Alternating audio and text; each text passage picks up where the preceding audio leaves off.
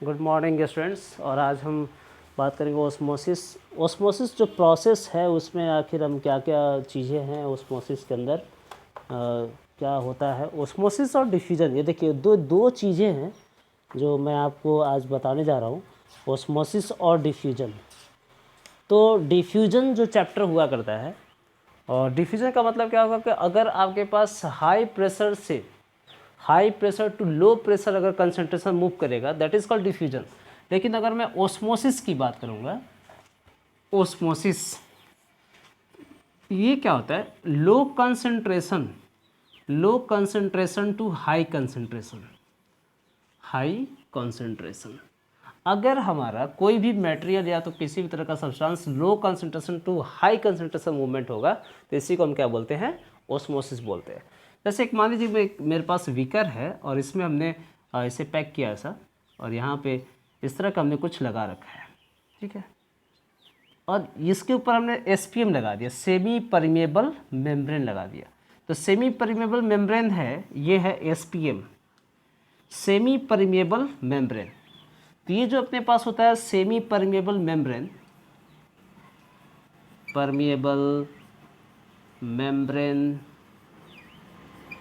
इसका फंक्शन क्या है, ये जो एसपीएम यूज़ कर रहे हैं, SPM its function is to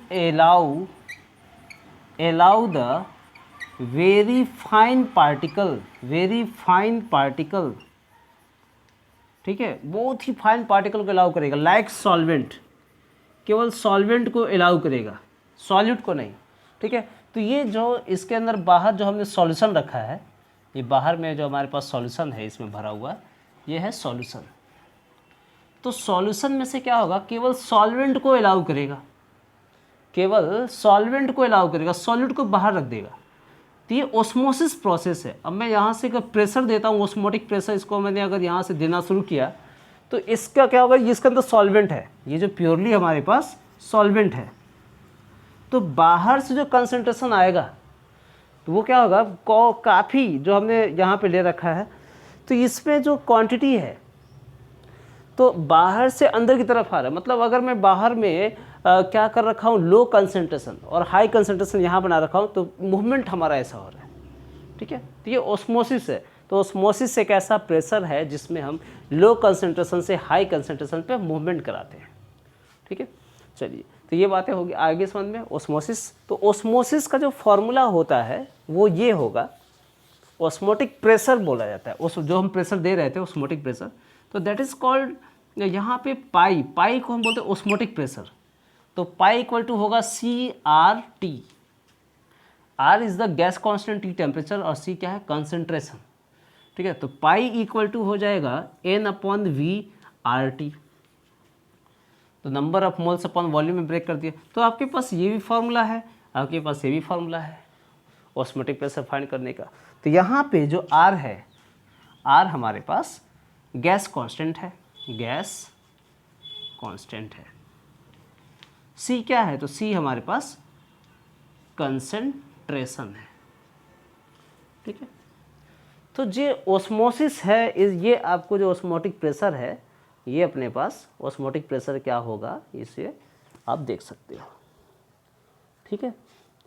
जो ओस्मोसिस है वो आपके पास क्या होता है, तीन तरह के पाए जाते हैं। एक होता है आइसोटोनिक सॉल्यूशन, आइसोटोनिक सॉल्यूशन क्या होगा, हाइपरटोनिक सॉल्यूशन क्या होगा, हाइपोटोनिक सॉल्यूशन क्या होगा, ये भी मैं आपको बताते चलता हूँ इस पर ओस्मोसिस प्रेशर्स के अंदर। तो एक आता है आइसोटोनिक सॉल्यूशन। तो जो आइसोटोनिक सॉल्यूशन होता है, इसमें क्या बोला जाएगा कि when osmotic pressure becomes equal to applied pressure,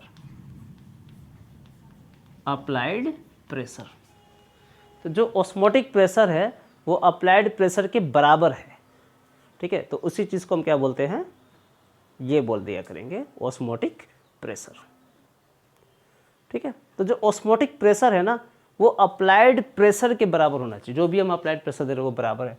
तो दैट इज कॉल्ड आइसोटोनिक। एक होता है हाइपरटोनिक सॉल्यूशन, तो हाइपरटोनिक सॉल्यूशन क्या होता है कि जब हम अप्लाइड प्रेशर को, when the applied pressure is greater then osmotic pressure, ठीक है।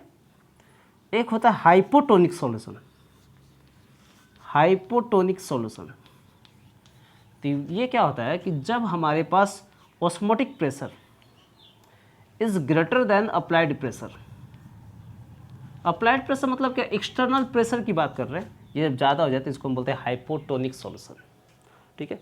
ये 3 तरह के हमारे पास सॉल्यूशन बने, ये 3 तरह का आया, चलिए नोट कर लिए। आइए नेक्स्ट हम बातें करते हैं अब इसके बाद।